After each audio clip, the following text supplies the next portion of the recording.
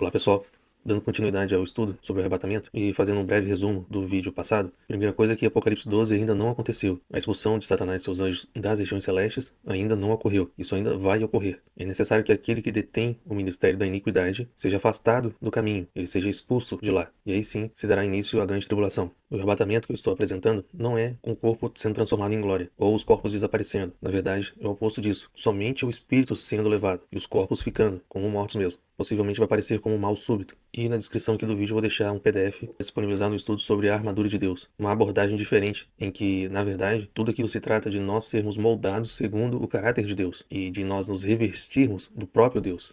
E essa ser a armadura de Deus. Porque, dando um exemplo rápido aqui, não adianta nada eu me revestir do cinturão da verdade, e essa verdade é o Espírito Santo, se a minha boca profere mentiras. Então eu já estou anulando uma parte da armadura. Então eu preciso viver de acordo, sem falar que a ordem que o apóstolo Paulo dá é revestivos, não é de forma alguma em que eu peço para Deus me revista. Não, é eu que tenho que procurar me revestir, ser moldado, ter características de Deus em mim. E aí sim as coisas vão mudar. Porque se não for assim, como que os patriarcas, os profetas venceram em suas épocas, se não tinha esse conhecimento? É porque, na verdade, buscaram viver segundo Deus. Se nós buscarmos ser imitadores de Deus, já estamos nos revestindo dele. Basicamente é isso. E eu gostaria de lembrar de algo, antes de dar continuidade ao estudo, que se nós, segundo os apóstolos, fomos feitos reino de sacerdotes, será que nós estamos exercendo esse sacerdócio? Porque o que geralmente a gente vê são pessoas que acabam dando a entender que se tornaram juízes, dizendo isso aqui é santo, isso aqui não é. Faça isso, não faça aquilo. Mas será que essa era a função do sacerdote?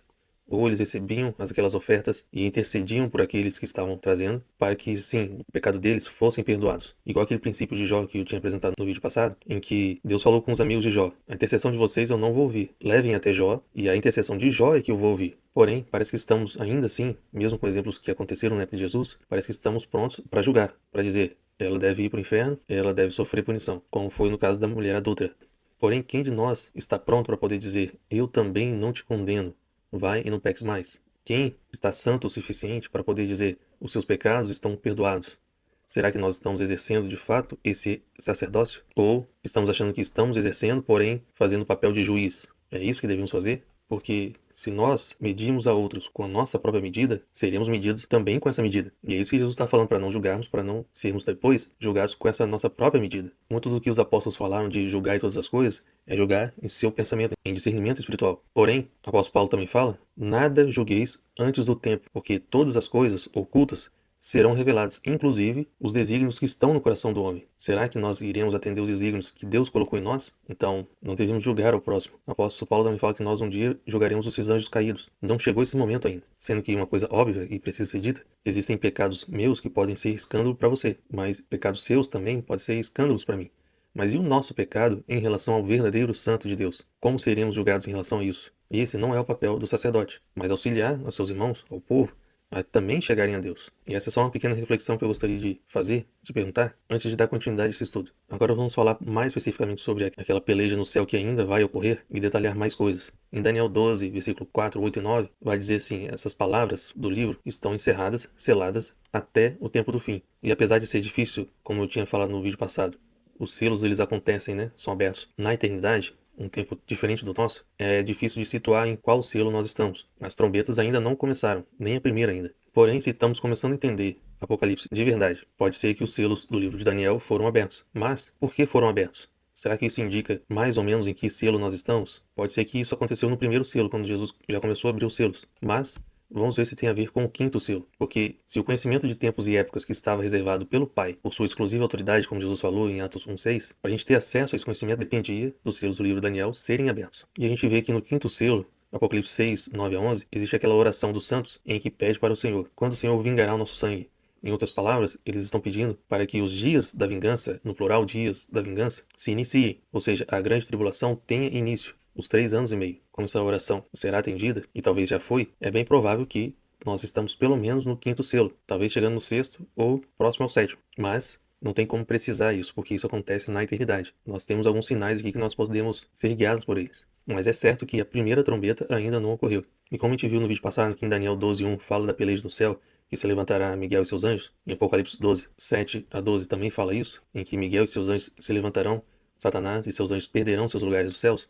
Vamos ver agora outras passagens que também falam isso. Isaías 34:4. Todo o exército dos céus se dissolverá, e os céus se enrolarão como um pergaminho. Todo o seu exército cairá, como cai a folha da vide e a folha da figueira. E lembrando que, por que a igreja será tirada da terra? Isso é, o espírito dessas pessoas serão tirados, e os corpos ficarão aqui. Por que será assim? Porque se eles perderão seus lugares nos céus, cairão aqui na terra, e a mulher será transportada, a igreja, por um lugar fora da vista da serpente, essa igreja, a mulher, não estará aqui na terra, porque o diabo e seus anjos cairão para cá, eles estarão aqui, e a igreja não estará neste local. E a gente pode ver isso em Apocalipse 12:14, em que essa mulher ficará fora da vista da serpente, não é aqui na terra. E em Isaías 54:10, porque os montes se retirarão e os outeiros serão removidos. Também tem ligação com essa peleja nos céus que ainda acontecerá.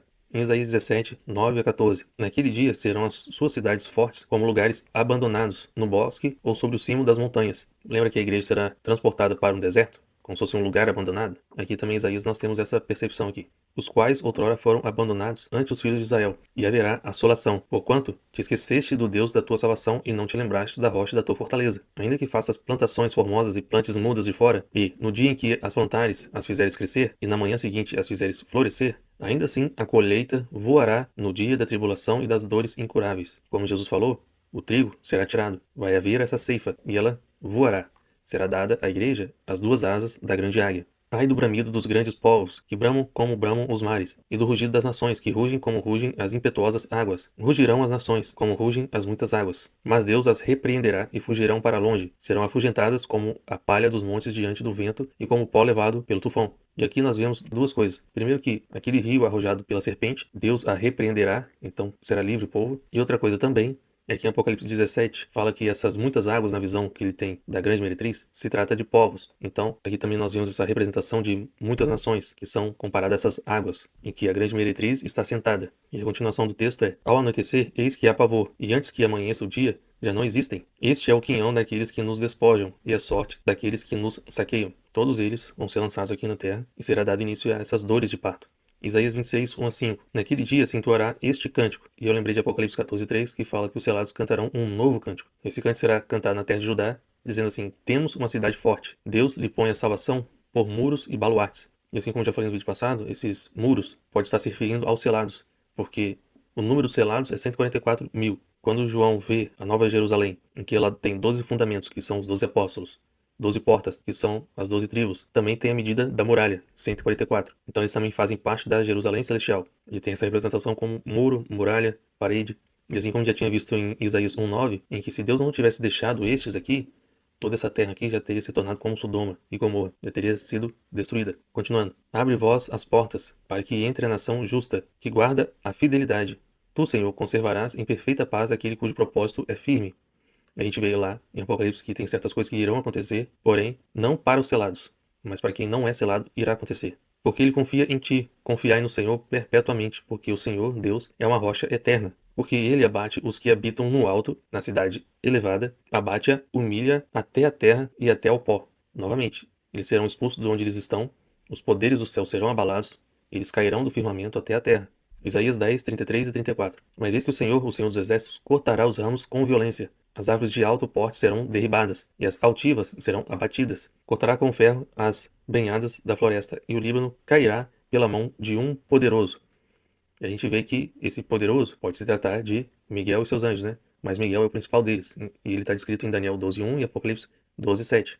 Então, quando houver essa peleja no céu, e está dizendo aqui que eles cairão pela mão de um poderoso, se trata de Miguel. Abacuque 3:6. Ele, para fazer tremer a terra, olha e sacode as nações. Esmigalham-se os montes primitivos, os outeiros eternos se abatem. Os caminhos de Deus são eternos. A gente vê essas referências mais de uma vez em Isaías, mas também em outros profetas.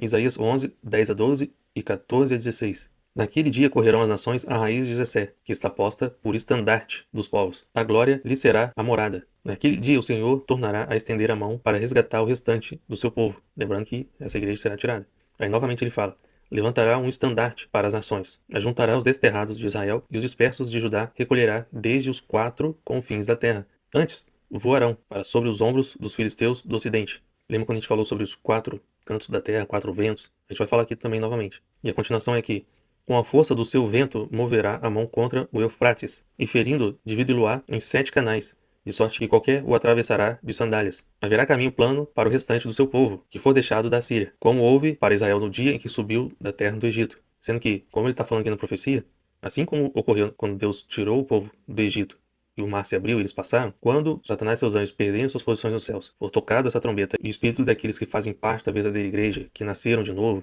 esse novo espírito será tirado, será levado, e Satanás tentará abater essas pessoas, esses espíritos, né? Mas assim como ocorreu na terra do Egito, esse rio que ele irá lançar será desfeito. E aqui nós vemos que em 7 canais são 7 saídas. E a gente vê que em Oséias 13:15 fala assim: ainda que ele viceja entre os irmãos, virá o vento leste, vento do Senhor, que vai abrir essas águas, né? Subindo do deserto. Lembra que os selados também serão selados lá, onde que está deserto, onde que ficará deserto com a expulsão dos demônios? Subindo do deserto e secará a sua nascente, e estancará a sua fonte. Ele saqueará o tesouro de todas as coisas preciosas. Então esse vento vem do Senhor. Além de tirar o espírito das pessoas, e essa é a ceifa, né, da verdadeira igreja, haverá esse livramento. Isso tudo no reino espiritual. As pessoas aqui não vão ver essas coisas. As pessoas aqui também não vão ouvir essas trombetas. Não vão perceber esses selos sendo abertos, porque os selos estão sendo abertos na eternidade. As trombetas estarão sendo tocadas para os demônios, para que eles possam saber quando eles podem exercer a autoridade que será conferida a eles. Já os humanos, as trombetas que eles vão escutar se tratam de pessoas que estão proclamando o evangelho eterno.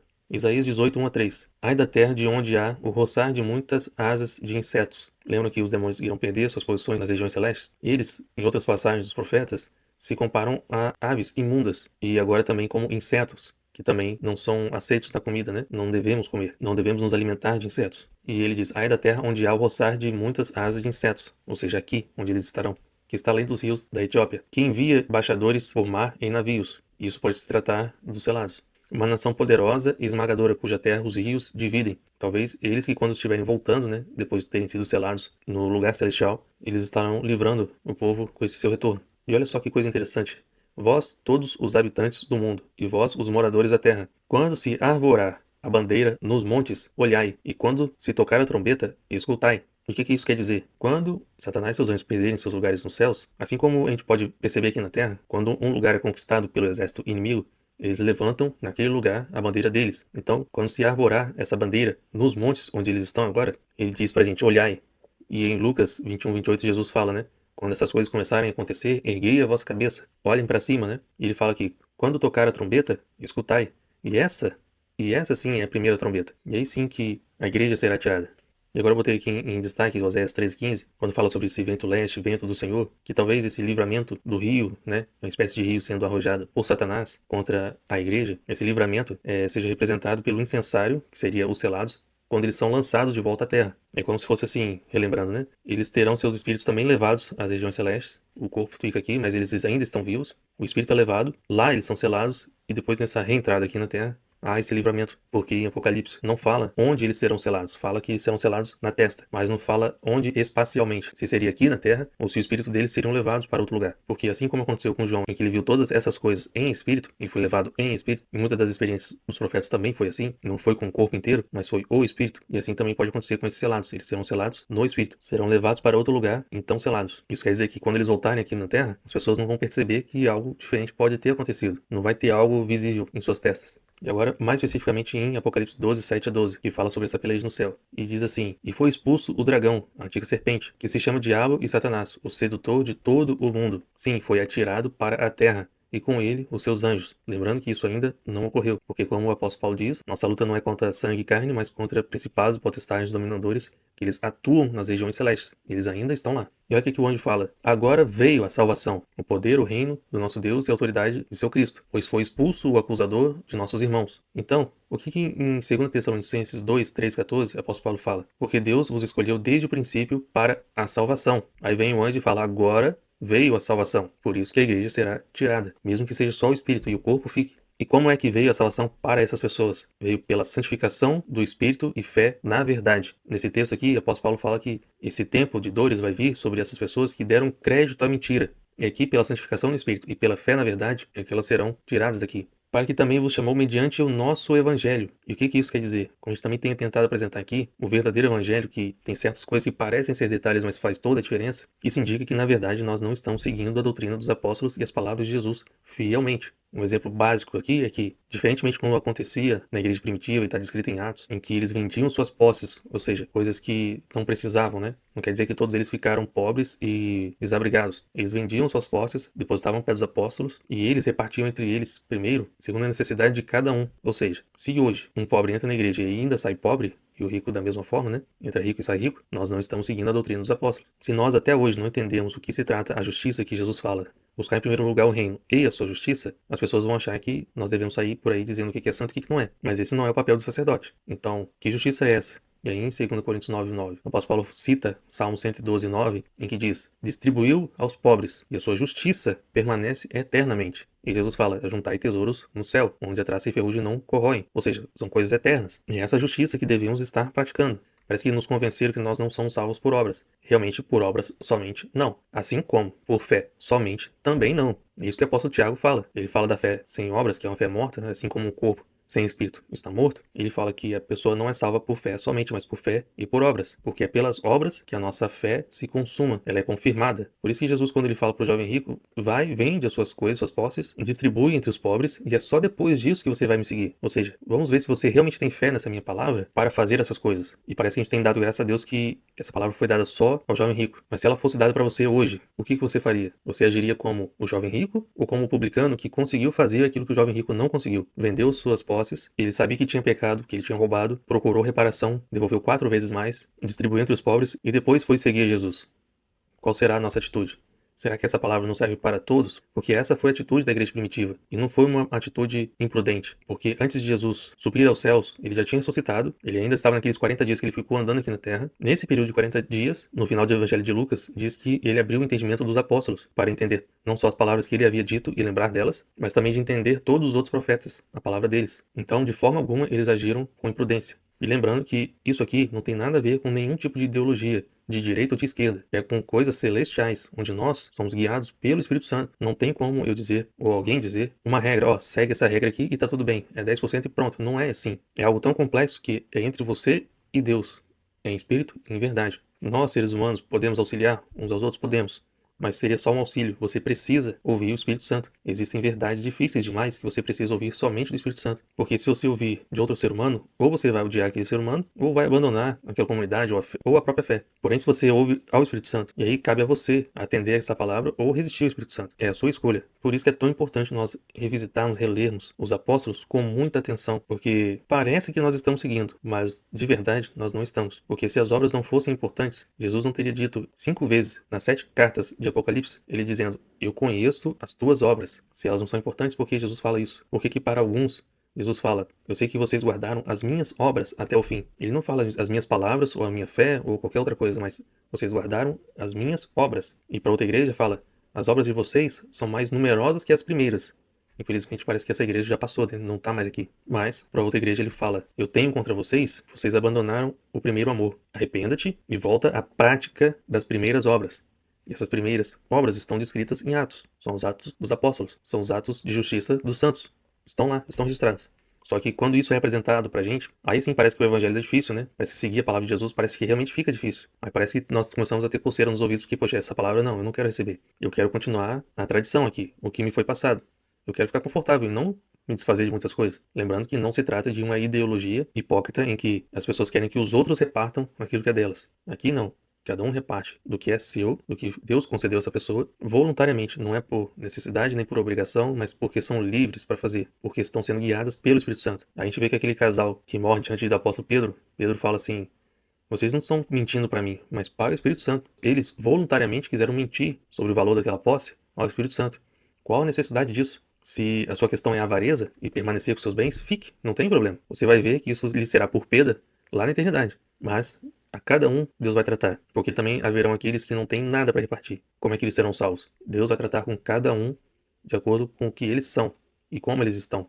Porque, evidentemente, Deus sabe o que eles estão recebendo. Porque é o próprio Deus que está dando. Está permitindo que aconteça. E, voltando aqui para o texto, lembrando que Satanás e seus anjos serão expulsos. Isso ainda ocorrerá. E quando Isaías 11 fala sobre esse estandarte, né, que será colocado, em Isaías 18:3 fala que quando arvorar a bandeira, ou seja, quando eles conquistarem esse local, né, é que será tocada a primeira trombeta. A igreja será tirada, o espírito dessas pessoas será removido, será levado para as regiões celestes. E aí olha que o anjo fala: festejai, ó céus, e vós, os que nele habitais, rei da terra e do mar, pois o diabo desceu até vós, cheio de cólera e ira, sabendo que pouco tempo lhe resta. Então essas pessoas estarão habitando em outro local, não aqui na terra, porque eles estarão em um local fora da vista da serpente, e a serpente será lançada aqui na terra. E aqui só fazendo uma analogia com o sonho que o próprio Nabucodonosor teve sobre si mesmo, em Daniel 4, 13 a 15, e eu pulei o versículo 16 porque se trata realmente de Nabucodonosor, mas aqui fazendo uma analogia, ele fala: no meu sonho, quando eu estava no meu leito, vi um vigilante, um santo, que descia do céu clamando fortemente e dizendo: derribai a árvore, cortai-lhe os ramos, derriçai-lhe as folhas, espalhai o seu fruto, afugentem-se os animais debaixo dela e as aves de seus ramos.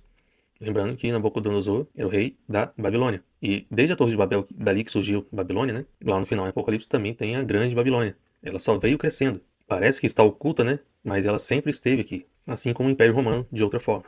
E assim também, como a gente está falando que Satanás e seus anjos perderão seus lugares nas regiões celestes, aqui também está fazendo essa comparação de derrubar essa árvore, os seus ramos, de sacudir essas folhas, os seus frutos e esses animais imundos, no caso, serem lançados em outro local, né? Caírem.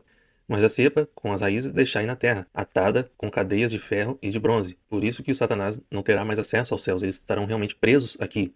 E ele fala, na erva do campo. E como em Isaías 40 fala que toda carne é erva, junto com os homens aqui, né? E aí no versículo 17 fala assim, esta sentença é por decreto dos vigilantes, e esta ordem por mandado dos santos, a fim de que conheça os viventes que o Altíssimo tem domínio sobre o reino dos homens, e o dá a quem quer, e até o mais humilde dos homens constitui sobre eles. E o que isso quer dizer? Lembra daquelas orações dos santos? Em Apocalipse 6, 9 a 11? Esse mandato vem dos santos. Esse decreto, né? Já havia sido decretado antes, e esse mandado dos santos vem através de suas orações. E elas serão consumadas, elas serão atendidas. Isso, na eternidade, já ocorreu, por exemplo. E olha só uma coisa interessante que acontece no sexto selo, lembrando que o selo é na eternidade. E ele está revelando o que vai acontecer, nesse caso aqui, na primeira trombeta, né? No sexto selo, após as estrelas do céu, como a gente viu no vídeo passado que se trata dos anjos, demônios, né, caírem e o céu ter sido recolhido e os montes e ilhas forem removidos dos seus lugares, esses montes e ilhas a gente vê também em Apocalipse, os reis da terra, os ricos, poderosos, e em outras palavras são os que adoram ao diabo, né, eles se esconderão nos penhascos dos montes e dirão aos montes e aos rochedos, caí sobre nós. Mas repare só, eles não estão falando para caírem, de matarem a eles. Como eles se tratam de anjos, né, de demônios, em que eles têm aliança com eles, na verdade não é para matá-los, mas para esconder. Porque é isso que eles falam logo a seguir. E escondei-nos da face da ira do Cordeiro. O que isso quer dizer? Enquanto para a maioria será um nível de opressão nunca visto, para esses que têm aliança com os demônios, com o diabo, irão tentar se esconder à sombra deles da ira de Deus. Mas isso não vai ser possível, né? Sendo que isso ocorrerá na primeira trombeta, entre o sétimo selo e a primeira trombeta. E aí, logo após esse evento, Satanás se põe em pé sobre a areia do mar, Apocalipse 12, 17. E aí eu creio que nesse momento é que ele abra a tampa de chumbo do mar, descrita em Zacarias 5, de 5 a 11, que fala sobre a visão da mulher e o Éfa. E ele fala da iniquidade e da impiedade. E pode se tratar ali, nessa visão, sobre a besta que emerge, da besta que surge do mar e da besta que surge da terra. Ali naquela visão de Zacarias, uma está dentro da outra. No reino espiritual, isso é possível. E assim como Jesus foi expulsar demônios de um gadareno, havia uma legião de demônios dentro de uma só pessoa. Então isso no reino espiritual, isso é possível. É estranho para nós porque não faz sentido em relação à nossa física, né? Mas espiritualmente isso é possível. E olha só o que acontece em Apocalipse 13, quando está falando ali, porque essa besta que surge da terra fala que lhe foi dado comunicar fôlego à imagem da besta. Em Zacarias 5:9 fala que havia vento em suas asas, dessa mulher, desse Éfa, né? E o que isso quer dizer? A palavra vento é a mesma palavra para espírito. Então, eu creio que tem relação sim, porque como está escrito que essa besta que surge da terra vai ser dado comunicar fôlego à imagem da besta, e nós já estamos vendo a inteligência artificial muito avançada, fazendo coisas que realmente parecem ser humanas, imagina quando esse fôlego realmente for dado à imagem da besta.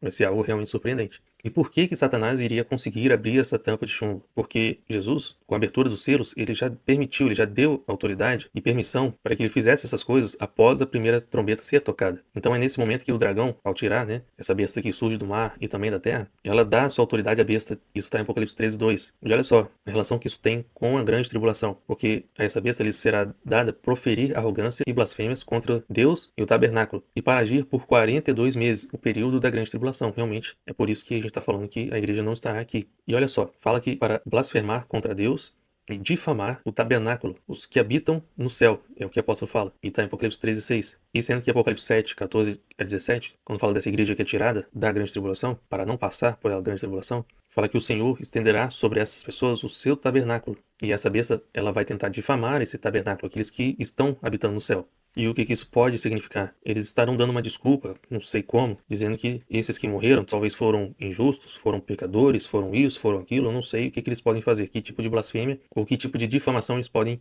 fazer. Porém, como os corpos dessas pessoas também ficarão aqui, e esse corpo é comparado com um tabernáculo durante a Bíblia inteira, né? Eu não sei e espero que não, mas que também não podemos descartar essa possibilidade de difamarem os corpos dessas pessoas que ficarão aqui. Eu espero que não, eu estou imaginando que não. Mas como foi dada a autoridade de fazer essas coisas, então eu não posso também rejeitar essa possibilidade, essa hipótese, né?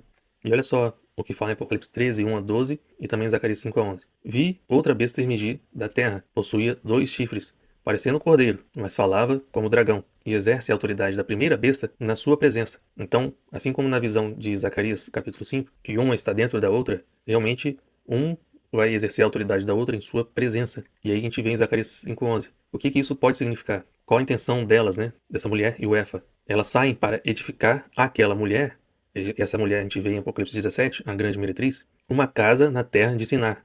Sendo que Sinar é uma região ao redor de Tigre e Eufrates, que era também a região da Babel, né? Da Babilônia. Então elas sairão para edificar essa grande Babilônia, né?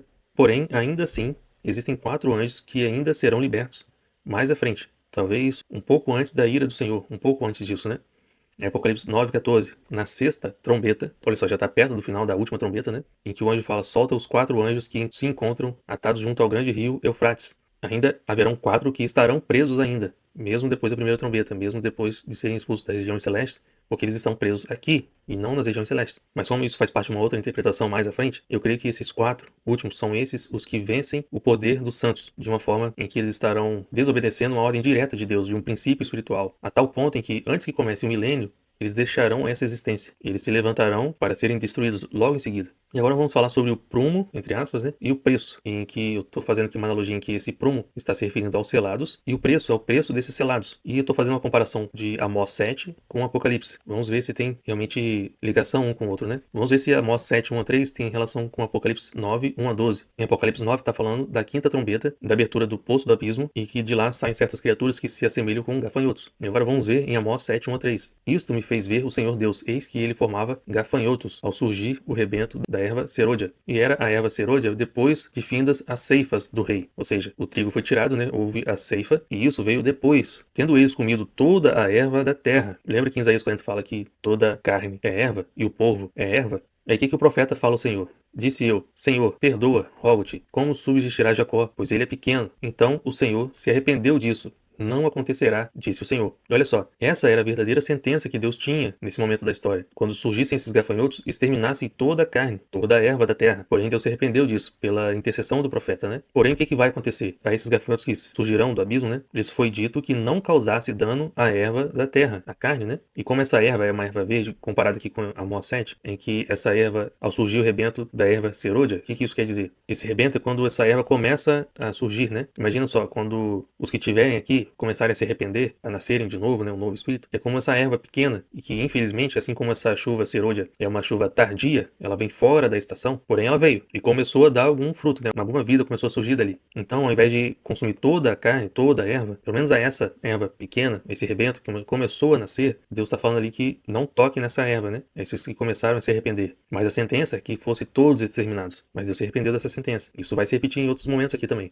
Em Amós 7, 4 a 6, vamos ver se tem relação com Apocalipse 8, 7 e 9, 18. Isto me mostrou o Senhor Deus, eis que o Senhor Deus chamou o fogo para exercer a sua justiça. Este consumiu o grande abismo. Lembra desse abismo que foi aberto na quinta trombeta? Este consumiu o grande abismo e devorava a herança do Senhor. Lembra esse pequeno rebento, dessa erva que acabou de surgir, de começaram a se arrepender? Isso seria exterminado também. E qual foi a intercessão do profeta? Senhor Deus, cessa agora. Como subsistirá Jacó? Pois ele é pequeno. E o Senhor se arrependeu disso. Também não acontecerá. Isso tudo está servindo para nos mostrar qual era a verdadeira sentença que Deus tinha, mas está amenizando pela intercessão dos profetas, dos santos, e dando mais um momento extraordinário de arrependimento. E aí Apocalipse 8:7 diz, o primeiro anjo tocou a trombeta, e houve saraiva, e fogo de mistura com sangue, e foram atirados à terra. Então, queimada a terça parte da terra. Olha só, era para ser queimada toda a herança do Senhor, né? Era para consumir o abismo e toda a herança do Senhor. Mas foi queimada a terça parte somente. Deus amenizou isso, né? Era para consumir o inteiro, mas somente a terça parte aqui vai sofrer isso. Além das árvores e de toda a erva verde que a gente já tratou antes.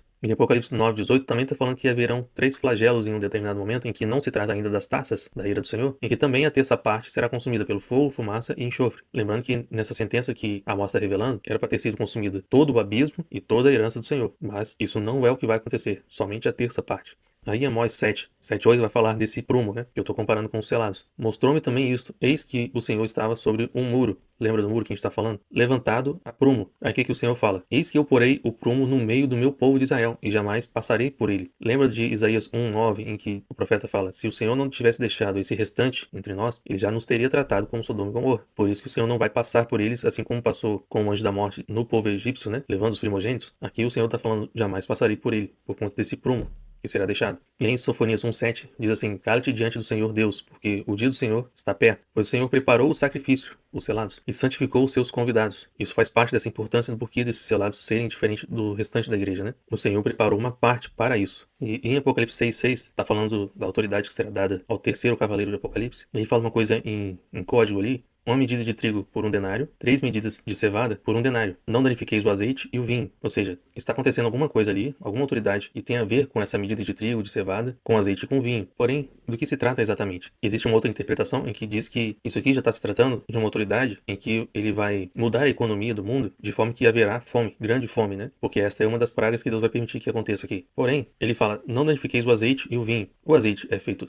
da azeitona, que vem da oliveira, né? Então, esse azeite pode estar representando as duas oliveiras, que são as duas testemunhas, e o vinho estarem representando os selados. Porém, diferente da uva e o vinho já são as uvas que foram já pisadas, já foram provadas. Diferente daquelas uvas que serão pisadas lá em Apocalipse 14. Então aqui já está o vinho e o azeite, né? São coisas diferentes, são propósitos diferentes. E aqui tem uma coisa. Em Apocalipse 14:3 está falando sobre esses selados, que eles foram comprados da terra. Se eles foram comprados, qual foi o preço? Será que não tem a ver com essa mensagem de Apocalipse 6:6, em que fala de uma medida de trigo por 1 denário? 1 denário é como se fosse um dia de trabalho, né? E 3 medidas de cevada por 1 denário. Então o preço total seriam 4 denários. E uma outra forma de pagamento seriam em 40 asses. Ou seja, isso pode representar o preço que será pago em relação aos 144 mil. Porém, olha só, o período da grande tribulação são 42 meses. E aqui no total seriam 40 asses, né? O que dá a entender que um pouco antes do final, não exatamente 2 meses antes, mas um pouco antes do final, eles serão removidos. Porém, agora de uma forma realmente extraordinária. Ali sim será a ressurreição.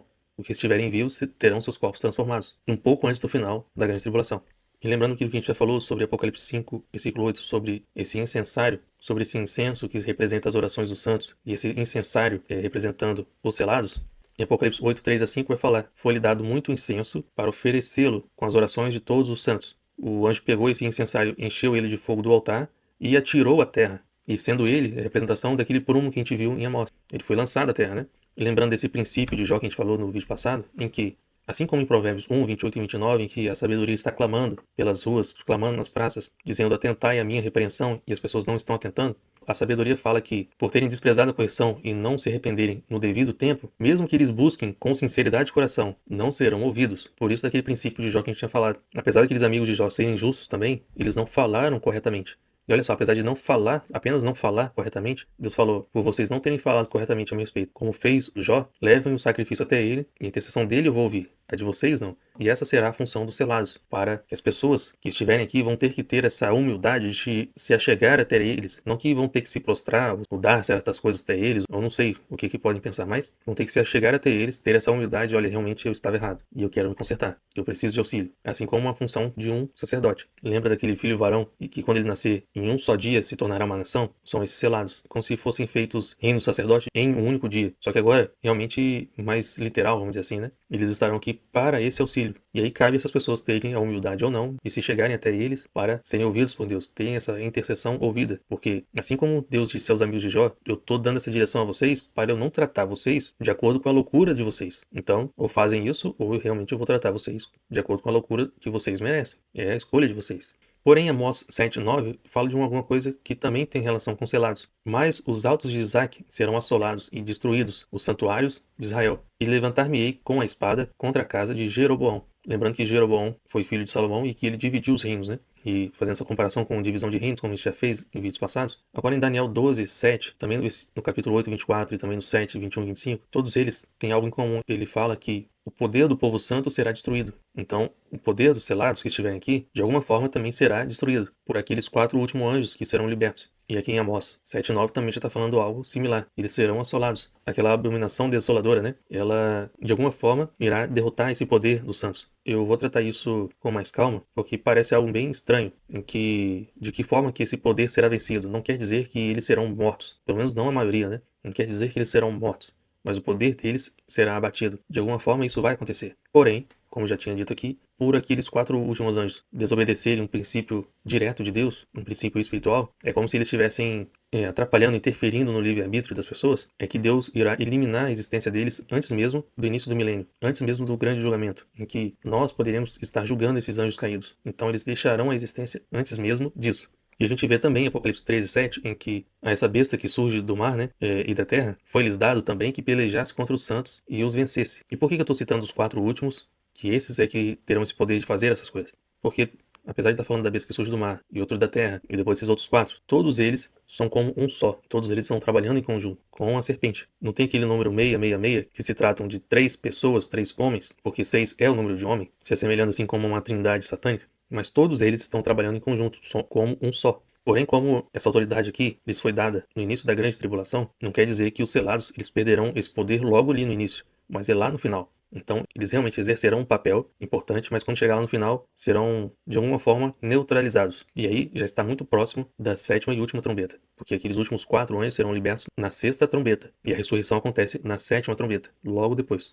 E aí agora vamos tratar sobre a porta e os 4 ventos, porque em Ezequiel também tem essa profecia, que tem relação com esse final dos tempos. Ezequiel 46:9-10 e também o versículo 12. Mas quando vier o povo da terra perante o Senhor nas festas fixas, olha só a importância de nos atentar às festas fixas que estão descritas em Levítico 23, e também tem um pedacinho em Ezequiel 45:21-25, mas essa analogia eu gostaria de trazer mais à frente. E esse momento é como se fosse a igreja sendo tirada e também os selados voltando à terra, né? Então, é como se fossem 2 caminhos opostos. Então, aquele que entrar pela porta do norte para adorar, sairá pela porta do sul. Aquele que entrar pela porta do sul, sairá pela porta do norte. Não tornará pela porta de onde entrou, mas sairá pela porta oposta.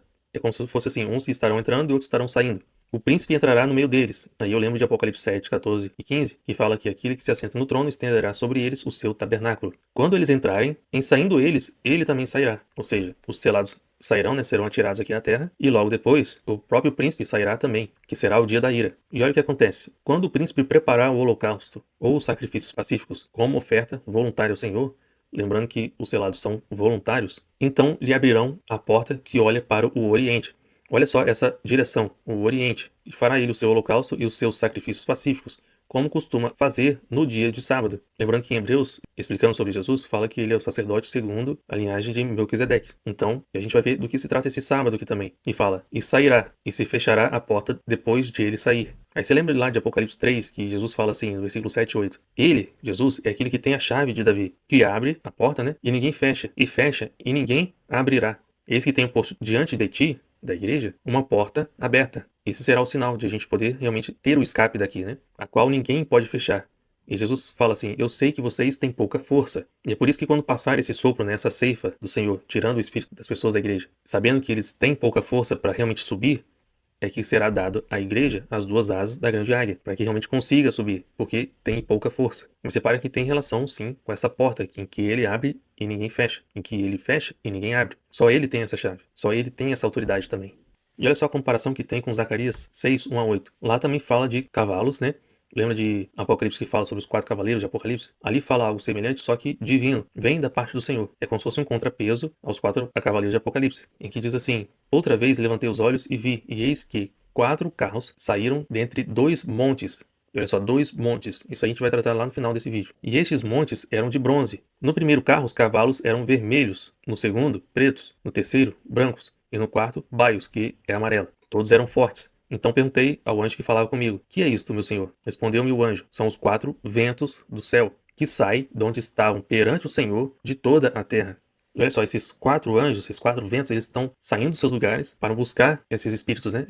Esses ventos, né? Que são o espírito dessa igreja que será retirada dos 4 cantos da terra. E curiosamente, só a título de curiosidade, os judeus eles têm por obrigação da lei dada por Deus, de usar uma coisa chamada tzitzit. Eu acho que fala assim, tzitzit. mas que, de uma forma geral, é como se fosse algo entrelaçado que se prende na roupa dos judeus e que identificam que eles são judeus, mas não só isso, mas que fazem lembrar de toda a lei. E também, nesse emaranhado, vamos dizer assim, tem um fio azul que lembra também, remete aos céus, né? E que esse fio azul, ele deve ser colocado em roupas com 4 cantos. Algo estranho, né? Mas precisa ver 4, né? Que envolve toda a pessoa. E olha só uma outra curiosidade. Nesse texto de Zacarias, logo aqui em seguida, fala as direções que esses cavalos vão seguir. Então a direção dos cavalos pretos é para o norte, a direção dos cavalos brancos é para o oeste e dos cavalos amarelos para o sul. Porém, não fala a direção dos vermelhos. Parece que está em oculto aqui. Parece que está assim. Já que não falou, é porque só faltou o lado leste, né?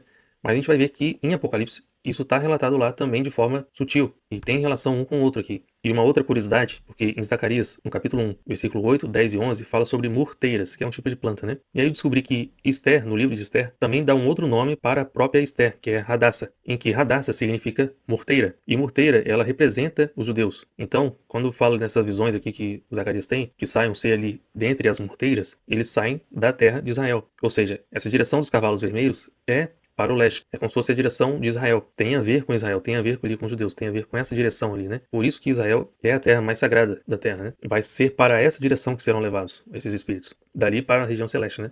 E outra coisa interessante que eu deixei aqui em roxo é que eis que aqueles que saíram para a terra do norte fazem repousar o meu espírito na terra do norte. Isso dando a entender sobre os selados. E eu aprendi sobre uma coisa interessante do exemplo de Jacó e de Mordecai, em que eles foram para o exílio antes do tempo do exílio, para preparar o local, para lançar sementes de santidade, para preparar o ambiente para que continuasse havendo adoração genuína. Porque aquela contagem que a gente já viu nos vídeos passados, na abreviação do tempo, de 210 anos que os hebreus ficaram cativos no Egito, aqueles anos começaram a serem contados quando Jacó chegou ao Egito. E Deus considerou aquele tempo em 400 anos e depois acrescentou mais 30 anos, totalizando 430 anos.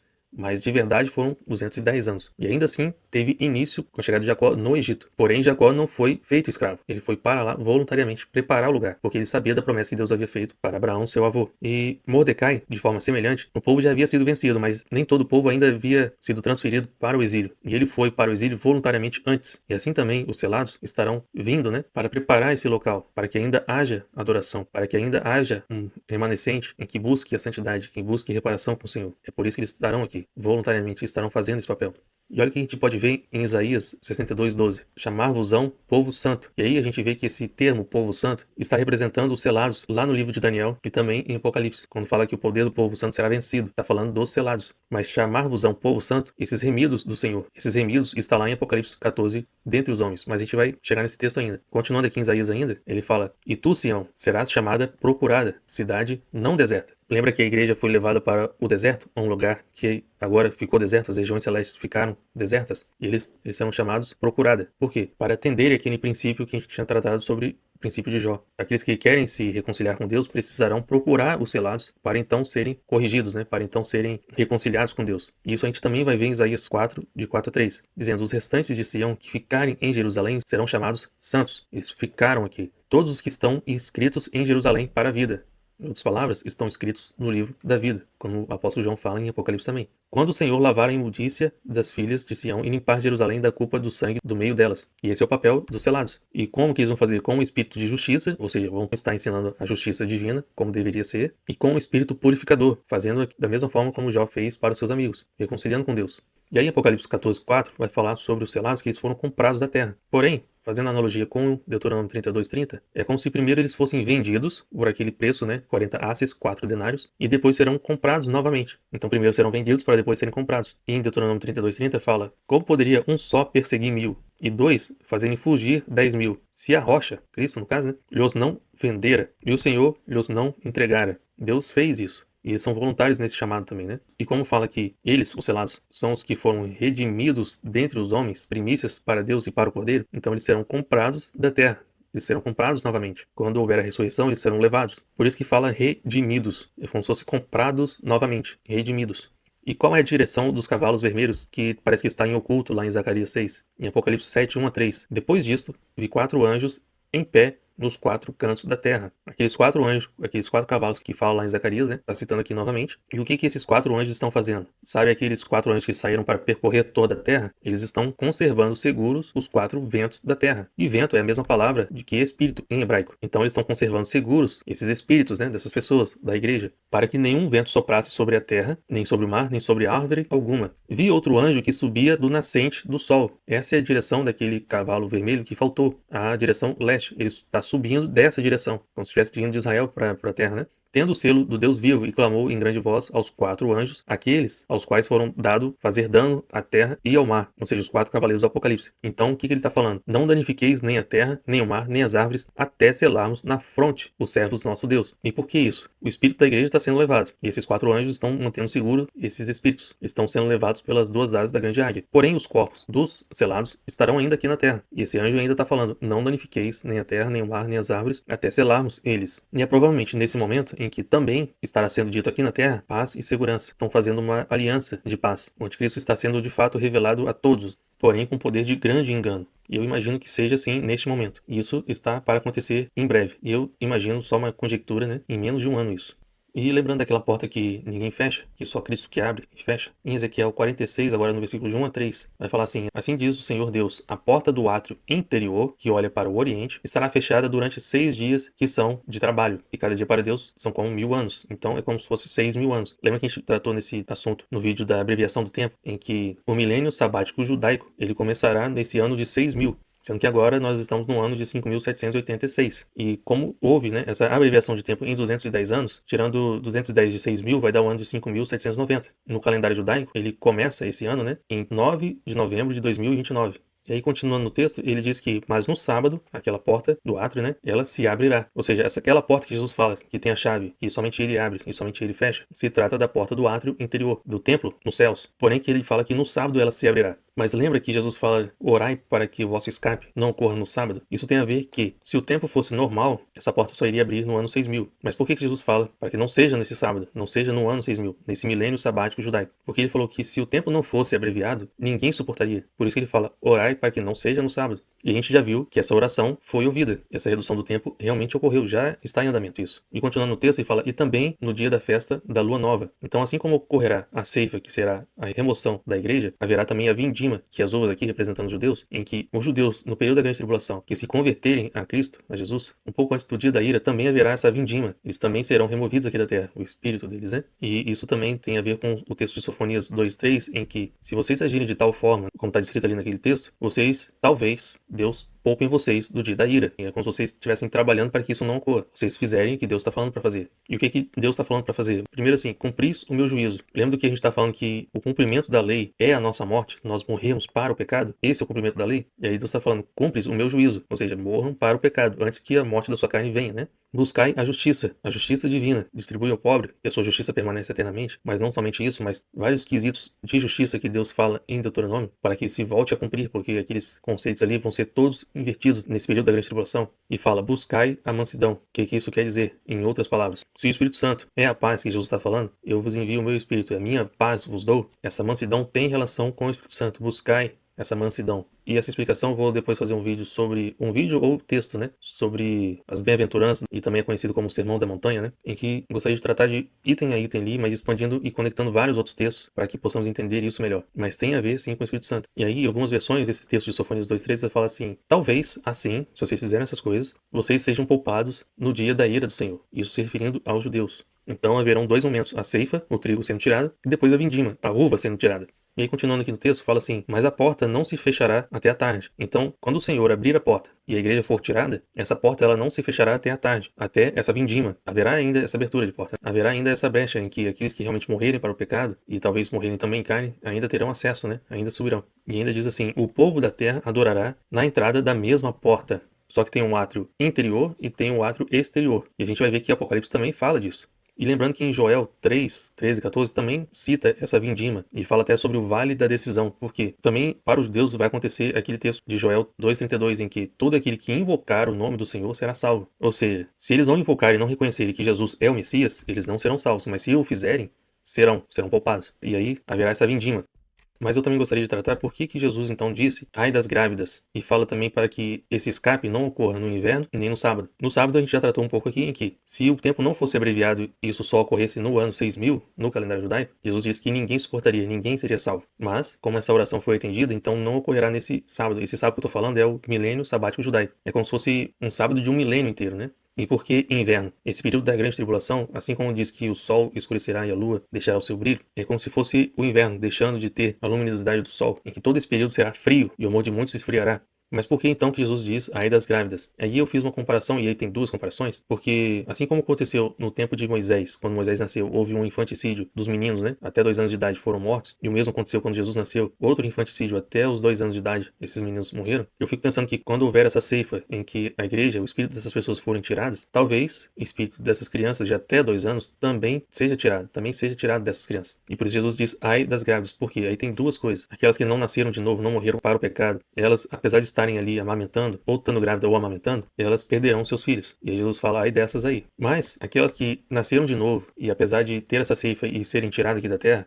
ela e os seus filhos, haverá também uma espécie de um outro ai, diferente. Porque, quando fala em Isaías 65:20, apesar de ele estar falando mais do período do milênio, né, desse milênio sabático judaico, fala que lá não haverá mais nela criança e nem idoso. Nesse local onde que eles irão permanecer. Então, apesar de aqui eles serem um feto, né, ou um bebê que está ainda amamentando, lá eles não serão crianças. Eles já serão de uma vida, talvez, de uma idade de 18 anos para cima, não sei, mas serão mais adultos. E até agora, na minha experiência, o que eu tenho visto é que, se você olhar para uma mulher, perguntar para ela, uma mulher que já tem filhos grandes, né? Se elas gostariam de voltar a esse período em que elas tinham um bebê, elas tinham uma criança de até 2 anos de idade, em que elas estão ensinando ali tudo dessa vida, né? Essa novidade, estão ensinando a falar, estão ensinando a interagir, estão ensinando princípios. A maioria delas, quem teve essa experiência boa, né? Vai dizer que gostaria de voltar para esse tempo. Como a maioria diz, é uma idade gostosa de se viver, né? É uma idade preciosa demais. E mesmo essas mulheres que morreram para o pecado, nasceram de novo e forem tirados e serão poupadas desse período da grande tribulação, apesar disso, elas também perderão esse momento precioso de estarem ensinando seus filhos, de estarem tendo essa interação tão preciosa, tão gostosa, que é essa idade. E eu imaginei até 2 anos de idade, devido ao histórico, do exemplo que aconteceu tanto com Moisés quanto com Jesus. E eu não sei, eu acho que biologicamente dizem que seria bom amamentar as crianças até 2 anos de idade, não mais que isso, mas no máximo até 2 anos. Então, por isso que eu imaginei que esse período de tempo pode ter relação com isso também. E em Joel 2,16 também fala isso, congregai os filhinhos e os que mamam. Então, quando houver essa ceifa, haverá também esse recolhimento também dessas crianças. E independente, talvez, até de crenças, né? Se os pais são convertidos ou não, independente disso, eles são inocentes. E talvez, a partir dessa idade de 2 anos, eles já começam a copiar com muito mais força, né? E serem inculcados com aquilo que os pais ensinam, quer seja o bem, quer seja o mal. Mas como toda essa sociedade está voltada para o mal, então a partir dessa idade elas começariam a ser inculcadas com o mal. O bem que há nelas estariam sendo tiradas e colocadas o mal, já a partir dessa idade. Então, eu acho que sim, faz sentido com aquilo que Jesus falou e com essas profecias da forma que a gente está estudando aqui. Mas agora, por que no texto anterior fala sobre a festa da lua nova? Isso é uma festa importante para os judeus e que acontece, evidentemente, todos os meses, né? É como se fosse o início de um mês e todos os meses são importantes. Oséias 5,6 fala: a festa da lua nova os consumirá com as suas plantações. Isso, em outras palavras, quer dizer que essa vindima que está para acontecer, acontecerá em uma festa de lua nova, em um início de mês judaico, lá um pouco antes da grande tribulação. E essas datas eu vou tratar em um outro vídeo. Eu vou mostrar data por data e dividir em 2 calendários diferentes, como fossem eventos que é para a igreja, por assim dizer, né? E outras que o anticristo vai tentar cumprir. Então vai ter 2 calendários em paralelo.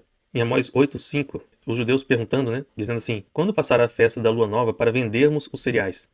E como o cereal ali também pode ter a ver com a igreja, né, com os santos, será que estarão fazendo comércio dos santos? E eles estão falando quando é que essas coisas vão acontecer para a gente fazer logo esse comércio que a gente quer fazer, espiritualmente falando. E o sábado para abrirmos os celeiros de trigo, diminuindo a quantidade e aumentando o peso e enganando com balanças desonestas. Então, os que não creem, né, estarão ansiosos para esse momento chegar para poder fazer esse comércio, mas haverá ressurreição no meio disso aí também, né? Em Isaías 66:23, fala que: e será que de uma festa da lua nova a outra, e de um sábado ao outro, virá toda a carne a adorar perante mim, diz o Senhor. E como ele fala da festa de lua nova, né? Ou seja, a vindima, de um sábado ao outro, e o milênio, ele é conhecido como o milênio sabático judaico. Então, quando começar esse milênio, que é como se fosse o início do sábado até o findar dele, quando findar esse milênio, é que irá acontecer o julgamento final, né? De todas as coisas, de tudo, e que toda a carne virá perante o Senhor para o adorar.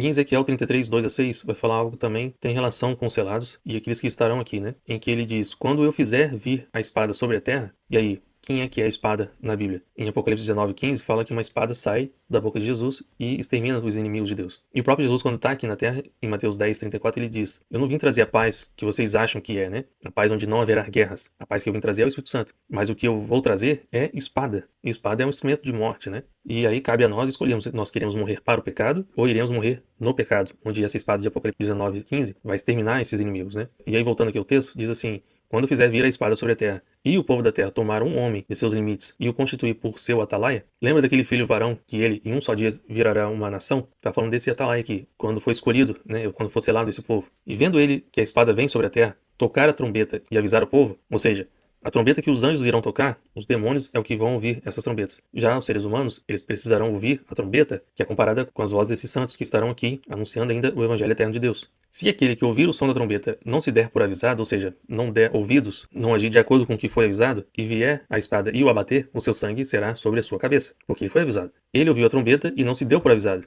não agiu, ele fingiu que não ouviu, né? O seu sangue será sobre ele, mas o que se dar por avisado salvará a sua vida. Então aqueles que ouvirem as vozes, esses santos que estarão aqui, e atenderem, eles serão salvos ainda. Não que essa carne deles não irá sofrer, mas o espírito deles, o espírito que nasceu de novo, esse será salvo. E agora vamos falar um pouco sobre onde é esse local que a igreja será levada. Em Ezequiel 28, no versículo 14 e 16, no cristianismo a gente vê que Deus está falando a respeito de Satanás. Apesar de estar falando do rei de Tiro ou de Egito, está falando de Satanás. Por quê? Está falando assim: tu eras querubim da guarda, ungido, e te estabeleci. Permanecias no Monte Santo de Deus. Ou seja, existe nas regiões celestes um lugar chamado Monte Santo de Deus. No brilho das pedras andavas. Na multiplicação do teu comércio, quando ele começou a pecar, né, se encheu o teu interior de violência e pecaste. Pelo que te lançarei, ou seja, está no futuro. Em algumas versões, essa palavra está no futuro, que pelo que te lançarei, ou seja, se isso tem a ver com Apocalipse 12 ainda vai acontecer em relação a esse texto. Ele será lançado, profanado, fora do monte de Deus, e te farei perecer, ou seja, aqui na terra ele perecerá. E em outras passagens de Ezequiel mesmo, ele perecerá a morte dos incircuncisos. O que isso quer dizer? Naquela trindade satânica, não tem um homem, realmente, que fará o papel do anticristo em pessoa, não somente em um sistema, mas em uma pessoa encarnada. Essa pessoa morrerá e Satanás perecerá junto com ela, né? E a gente vê que em Apocalipse fala que isso pode nos dar a entender que nas regiões celestes há montes e ilhas, né, que não são santas, não são mais santas, porque esses seres pecaram, né, e eles se desviaram, né, do caminho. E quando fala na Bíblia sobre o monte de Sião, representa Jerusalém. Em Isaías 30:19 fala exatamente isso, representa Jerusalém. Mas também existe um outro monte que não tem um nome específico, pelo menos eu não achei ainda, né? Esse monte de Sião que representa Jerusalém, em algumas passagens pode ser que está se referindo à Nova Jerusalém, que é celestial? Pode ser que sim, mas a princípio se trata de Jerusalém. Em Isaías 25:7 diz assim: destruirá neste monte a coberta que envolve todos os povos e o véu que está posto sobre todas as nações. Neste monte será destruído este véu. Então vamos recapitular o que está nas outras profecias, em que em Isaías 34:4, em Apocalipse 6:14, fala que os céus eles se enrolarão como um pergaminho. Não quer dizer que será destruído, será enrolado para depois ser destruído. Seria tipo essa a ordem, né? Porque quando realmente for destruído este véu, eu creio que será neste momento em que todos aqui na terra conseguirão ver Jesus vindo em glória, com poder e grande glória. Então, quando esse véu realmente for destruído, eles vão conseguir ver com os próprios olhos. Porque agora nós não conseguimos, existe esse véu que nos impede de ver, mas esse mesmo véu será destruído. E eu imagino que será nesse mesmo momento em que haverá a ressurreição, porque os que estiverem vivos aqui, os selados, terão seus corpos transformados em glória e encontrarão com Cristo nos ares, ou seja, ele está vindo, e todos os que estiverem aqui vão conseguir ver, inclusive aqueles que traspassaram Jesus, que mataram a ele, de verdade, ou seja, eles ressuscitarão e ficarão aqui na terra, e verão. Então haverá ressurreição para a vida e para a vergonha eterna. Eles ressuscitarão e ficarão aqui e verão Jesus vindo com seus próprios olhos. Mas vamos ver que em Apocalipse 11:1-2, para onde que essa igreja, para onde que esse povo será levado? Aí João fala: foi-me dado um caniço semelhante a uma vara, e também me foi dito: dispõe-te e mede o santuário de Deus, o seu altar e os que naquele adoram. E aí eu fiz uma referência em Zacarias 2:1-2, em que Zacarias diz que viu um homem que tinha um cordel na mão para medir o santuário. E aí eu fiquei imaginando: poxa, será que Zacarias viu João? Porque é isso que foi dado a João, e para ele medir o santuário. E é o mesmo que acontece em Zacarias 2:1-2. Só que o que o anjo fala para João? Mas deixa de parte o átrio exterior do santuário, e não o meças, porque foi ele dado aos gentios. E gentios aqui no caso é a igreja. Estes por 42 meses calcarão os pés à cidade santa. Ou seja, no período da grande tribulação, os 42 meses, é lá que eles estarão. E Jesus disse a mesma coisa em Lucas 21:24. Calcarão a fio de espada e serão levados cativos para todas as nações. citando aqui os judeus, né? E até que os tempos dos gentios se completem, Jerusalém será pisada por eles. No caso aqui tá falando de Jerusalém celestial, porém não é a nova Jerusalém, né? E tá falando que será pisada, mas não que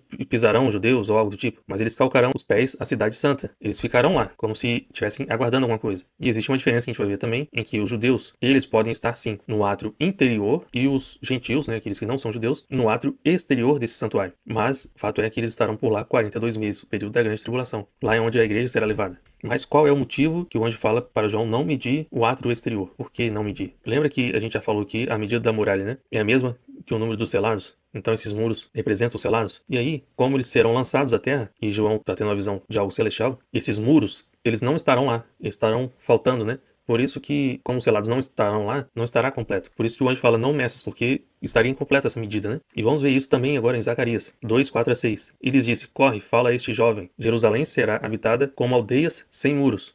Naqueles 42 meses, é como se eles não tivessem muros, por causa da multidão de homens e animais que haverá nela. Pois eu lhes serei, diz o Senhor, um muro de fogo ao redor deles. Eles estarão fora da vista da serpente, nas regiões celestes, onde o diabo e seus anjos perderam seus lugares. E eu mesmo serei no meio dela a sua glória. O próprio Deus estenderá sobre eles o seu tabernáculo. Ele fala, fugi agora da terra do norte, diz o Senhor, porque vos espalhei como os 4 ventos do céu, diz o Senhor. Está falando ali dos selados, eu espalhei vocês pelos 4 ventos do céu. Em Isaías 26:15, tu, Senhor, aumentastes o povo. Esses gentios que chegaram agora no átrio exterior, né? Aumentastes o povo e tem sido glorificado. A todos os confins da terra dilatastes. Então, realmente, não meças, porque seria uma medição imprecisa, né? Mas não é somente por conta de uma medição imprecisa ou não, mas é porque está indicando algo. Um motivo do qual, o porquê que não deve ser medido, porque esses selados ainda não chegaram lá. Estaria incompleto. Está revelando um princípio e uma verdade para a nossa interpretação aqui. Em Miqueias 7, 11 a 13. No dia da reedificação dos teus muros, nesse dia, serão os teus limites removidos para longe. Nesse dia virão a ti, desde a Síria até a cidade do Egito, e do Egito até o rio Eufrates, e do mar até mar, e da montanha até montanha. Lembra daquelas 2 montanhas que a gente tinha falado anteriormente, acho que em Zacarias? Todavia, a terra será posta em desolação, por causa dos seus moradores, por causa do fruto das suas obras. Ou seja, esses limites, né, esses muros, eles foram lançados, removidos para longe, mas eles vão retornar. Por isso que não meças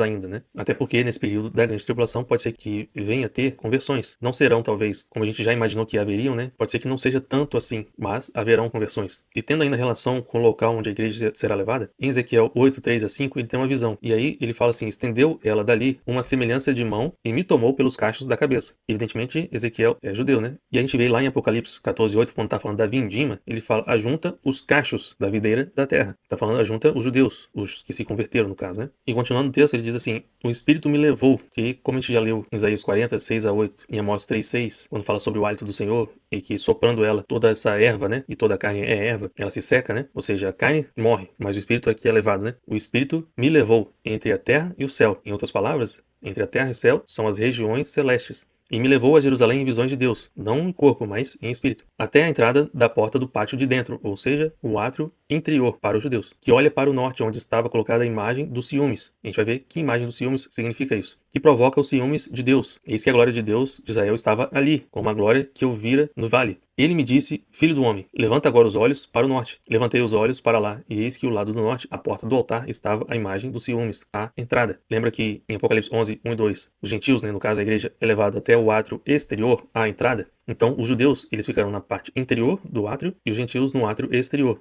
Porém, se você for continuar no texto aqui de Ezequiel, vai parecer que essa imagem dos ciúmes, seria a igreja, seria como se fosse uma abominação. Como a profecia está tratando de 2 momentos diferentes, então por que se assemelha a abominações à igreja, né? Porque em Atos a gente vê que a visão que o apóstolo Pedro tem e que vem da parte de Deus, desce dos céus um lençol gigante cheio de animais impuros. E naquela visão ali, Pedro estava com fome, ele queria comer. E aí veio com essa visão assim, cheio de animais impuros e uma voz vindo do céu dizendo para ele comer. E como ele sendo judeu não podendo comer esses animais impuros, ele fala, não Senhor, não posso, não me é lícito, não é permitido, é um pecado para mim, é uma abominação para mim. Porém, como nessa visão Deus está tratando esses animais comparando com os gentios, Deus fala assim, não considerem impuro o que Deus purificou. Ou seja, parecia, tinha a semelhança de uma abominação para os judeus. Mas se Deus purificou, não é mais. Porém, como Deus purificou e os judeus vendo isso, isso gera um ciúmes, um zelo, né? Por isso é a imagem dos ciúmes. Mas isso também é cumprimento de Deuteronômio 32, 21, em que Deus avisa que ele provocaria zelos a Israel com aquele que não é povo. Ou seja, a igreja não é um povo, né? Não é uma nação. Com a louca nação. Um pessoal meio doido mesmo, né? Um pessoal que parece que fala um monte de coisas que eles não entendem. Parece que para eles não fazem muito sentido. Sendo que em Isaías 26 já estava profetizando que os gentios iriam falar para eles onde está o descanso? Quem é o descanso?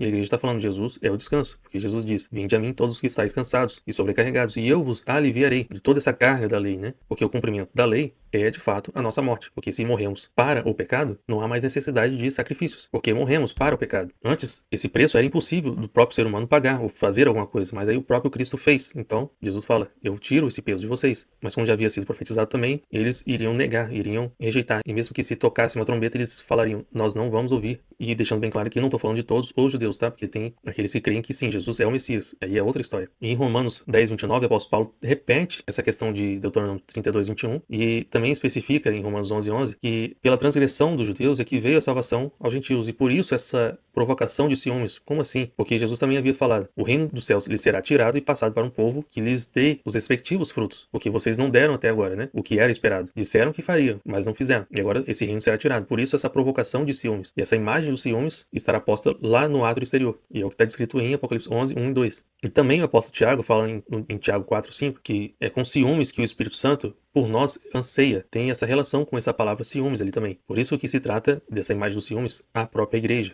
E onde mais a gente pode ver essa montanha ou átrio que possa existir nessas regiões celestes, né? Em Apocalipse 21, 9 a 10, fala algo que parece passar batido, porque fala assim, João dizendo, né? Então veio um dos 7 anjos que tem as 7 taças cheias dos últimos 7 flagelos, e falou comigo dizendo, vem, mostrar-te-ei a noiva, a esposa do Cordeiro. E me transportou em espírito até uma grande e elevada montanha, e me mostrou a santa cidade, Jerusalém, que descia do céu da parte de Deus. Olha só, ele foi transportado em espírito, não foi em carne. Por isso que a igreja, quando for poupada da grande tribulação, é em espírito que isso acontece, não em carne, não em corpo. Foi transportada a uma grande e elevada montanha. Essa montanha, grande e elevada, que não tem nome a princípio, é de lá, dessa montanha, que ele vê a Jerusalém celestial descendo do céu. Ele não está na própria Jerusalém celestial descendo com ela, mas ela vê essa cidade descendo a partir desta montanha. É lá que a igreja estará. Esse átrio tem essa comunicação com esse átrio exterior, em que os gentios, né, no caso a igreja, ficará lá por 42 meses, sendo sustentada por Cristo ali. Um lugar já preparado para isso. Então, assim, percebem que tem várias coisas que se conectam com isso e é difícil de conectar, difícil de perceber.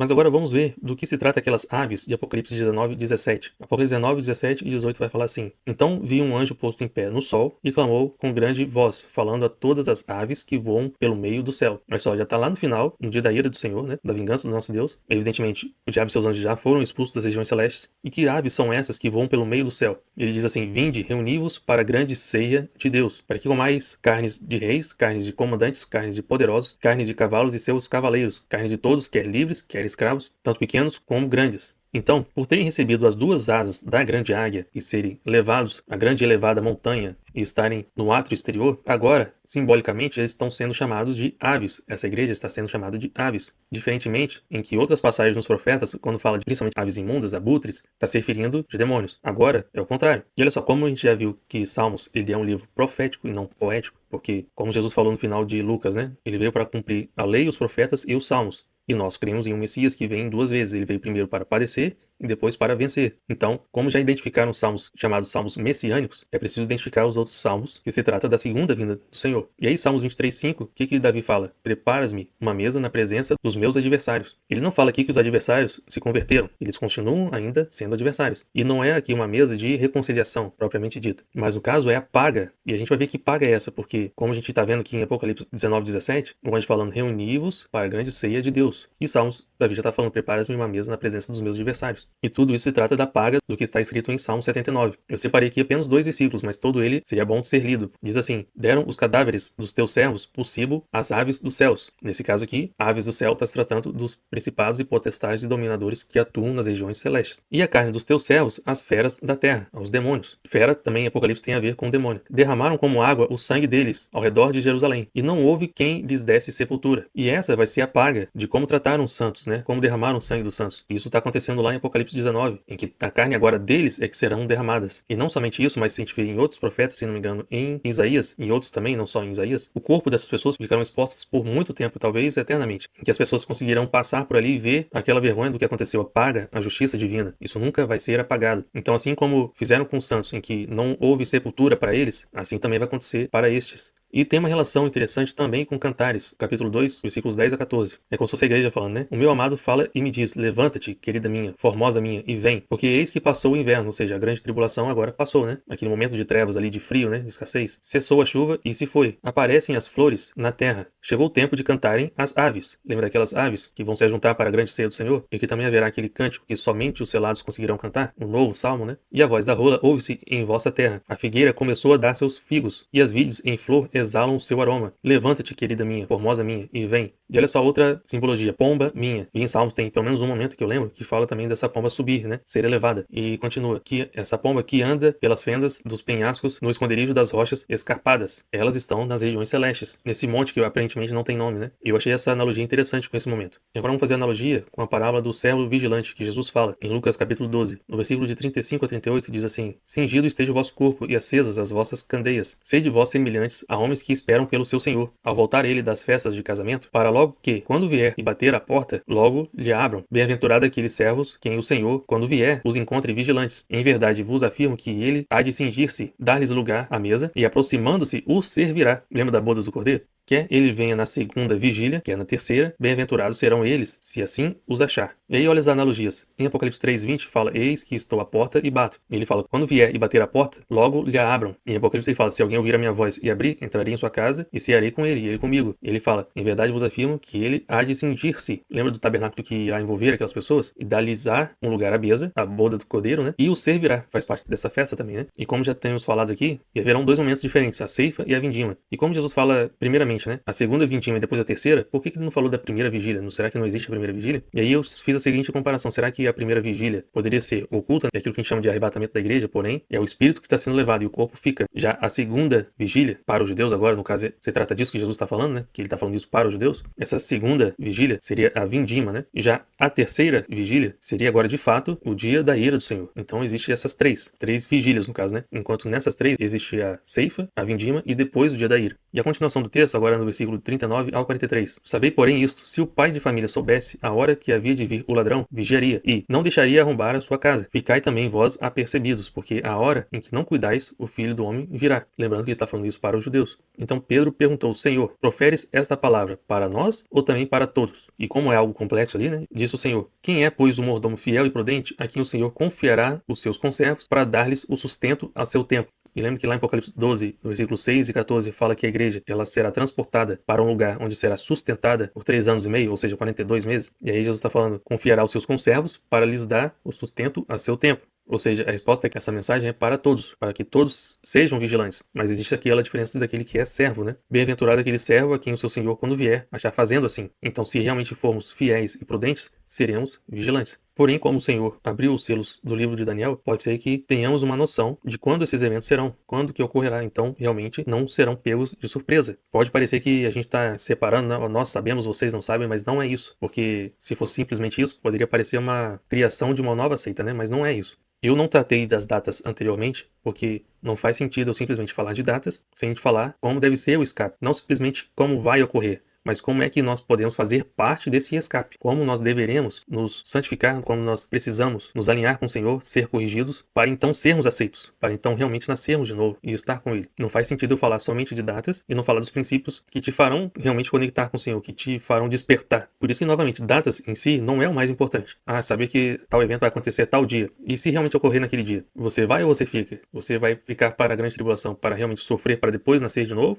Ou você vai conseguir nascer antes das dores? Você vai conseguir dar à luz antes das dores de parto ou não? Por isso que não faz muito sentido. Porém, esse tipo de conhecimento, ele é como se fosse um contrapeso ao que está por vir, está prestes a ser manifesto, que é a apostasia. Porque o falso profeta é que vai promover isso. Vai ser o grande sinal em que a seara está madura para ser ceifada. O joio agora está sendo perceptível. Quem é trigo, quem é joio. Agora estão maduros. Essa é a grande função do falso profeta. E ele já está a caminho. Ele já recebeu o poder e já está prestes a exercer o seu poder. Então vamos falar desse escape que Jesus fala. Em Lucas 21:36 diz assim: vigiai, pois, a todo tempo, orando, para que possais escapar de todas essas coisas que têm de suceder, e estar em pé na presença do Filho do Homem. E o que é estar em pé na presença do Filho do Homem? É o que está lá em Apocalipse 7:14. Razão porque se acham diante do trono de Deus e o servem de dia e de noite no seu santuário. Isso tem conexão com Apocalipse 11:1 e 2, em que os gentios estão no átrio exterior desse santuário, estão de pé diante do Senhor por 42 meses. E em Marcos 13:37, Jesus fala assim: digo a todos, vigiai. Essa mensagem é para todos, vigiai. Mas não é simplesmente vigiai. É agir de acordo com o que você está vigiando. Porque imagina alguém que está de vigia, e é um soldado que está de vigia, ele vê o inimigo se aproximando, mas não faz nada. Para que ele serviu? Não serviu de nada. Então, quando atacarem a cidade, ele também vai sofrer. Mas se ele realmente avisasse, talvez muitos conseguiriam escapar.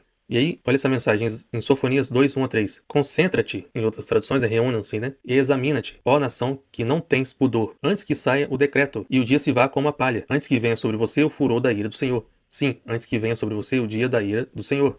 Busquem o Senhor, todos vocês, os humildes da terra, que cumprem os seus mandamentos. Busquem a justiça, busquem a humildade. Talvez assim sejam poupados no dia da ira do Senhor. E é dessa forma que devemos vigiar, buscando ao Senhor, cumprindo os seus mandamentos, lembrando dos mandamentos de Jesus, e são todos eles, não é escolher qual que se encaixa melhor na sua vida. Aceitar todos realmente vai ser difícil, mas o caminho é realmente difícil, não é fácil. Buscando a justiça divina, aquela que Jesus e os apóstolos ensinaram, e buscando isso com humildade. Nós devemos nos humilhar perante o Senhor, nós devemos nos esvaziar de nós mesmos, nós devemos carregar a nossa cruz. Nós precisamos morrer para o pecado, para que então Cristo viva em nós. E isso é que andar em humildade, e é dia após dia morrer para o pecado.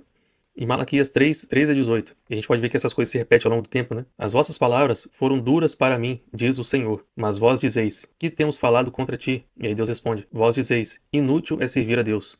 Poxa, esses mandamentos são tantos mandamentos. Apesar que Jesus não falou tantos, mas na verdade são tão difíceis. E a gente vê o ímpio prosperando. Então talvez é inútil servir ao Senhor. Que nos aproveitou termos cuidado em guardar os seus preceitos e andar de luto diante do Senhor dos Exércitos. Nos adiantou de quê? Ora, pois nós reputamos por felizes os soberbos. Também os que cometem impiedade prosperam. Sim, eles tentam ao Senhor e escapam. E aí, parece ser normal, é normal, né? Pela observação humana, poxa, se esses que são ímpios e praticam a impiedade conseguem escapar, mesmo tentando ao Senhor, talvez não seria tão ruim eu também agir assim, né? E talvez aí comece aquele processo em que, também está escrito em Salmos, em que começam a dizer, talvez Deus não se importa com essas coisas. Porém, Deus começa a falar outra coisa. Então, os que temiam ao Senhor falavam uns aos outros. O Senhor atentava e ouvia. Só não são tantos, né? Talvez os que realmente continuam a temer a Deus e fazer a vontade dele. E Deus revela, havia um memorial escrito diante dele para os que temem ao Senhor e para os que se lembram do seu nome. E esse memorial é um memorial eterno, né? Eles serão para mim particular tesouro. Naquele dia que preparei, diz o Senhor dos Exércitos, poupá-los-ei como um filho poupa seu filho que o serve. É por isso que a igreja será poupada. Se a igreja, a verdadeira igreja, o serve, realmente será poupada, como um filho que serve é poupado. Porém, diferente do que muitos acreditam, é o espírito que é tirado, não é o corpo sendo transformado nem desaparecendo. E aí vão conjecturar várias coisas, vão falar várias teorias, o que pode ter acontecido, difamando essas pessoas. Mas diante de Deus, escaparam dessa correção que haverá aqui na terra. E aí Deus fala, então vereis outra vez a diferença entre o justo e o perverso,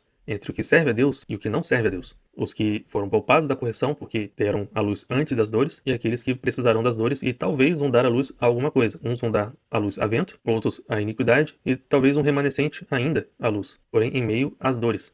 Lembrando que em Daniel 12, 10 diz assim, algo bem semelhante com Apocalipse 22, 11. Muitos serão purificados, limpos e provados, mas os ímpios continuarão na impiedade, e nenhum deles entenderá, mas os sábios entenderão. Por isso que quando os selos do livro de Daniel foram abertos, muitos começaram a entender realmente o que vai acontecer em Apocalipse. E em Apocalipse 22, 11, o anjo diz assim, continue o injusto a fazer injustiça. Essa injustiça é aquela que é oposta àquela que Jesus e os apóstolos ensinaram. Isso está em 2 Coríntios 9, 9 e Salmo 112, 9. E continue o imundo a ser imundo. O justo continue na prática da justiça. E o santo continue a santificar-se. Esses dois textos estão inteiramente conectados. E o que isso quer dizer? Quer dizer que eu não devo tentar avisar o ímpio, ao imundo, para que ele se corrija, para que ele se purifique? Não é isso. A questão é que, mesmo falando, eles não vão fazer, eles não vão se corrigir. A maioria deles. Por quê? Porque tudo que nós fazemos nessa vida, exatamente tudo, só está revelando o que realmente está no nosso coração.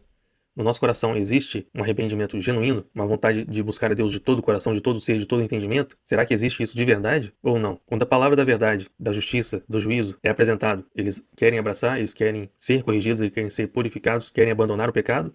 Ou não? Não, a minha vida tá bom assim, eu gosto do jeito que tá, e eu quero a minha vida, eu quero salvar a minha vida. E Jesus fala, se você quiser salvar a sua vida, você vai perder. Mas se você perder por amor de mim, em outras palavras, se você cumprir a lei, que é morrer para o pecado, e aí então você vai me achar. Mas muitos, mesmo sendo apresentados essa palavra da verdade, não vão querer este caminho.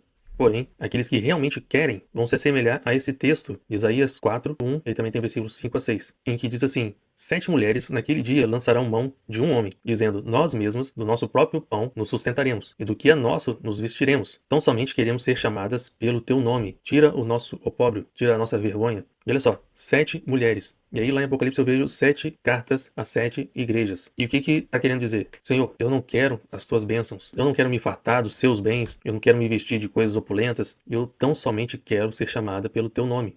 Será que esse é o clamor que a igreja tem feito?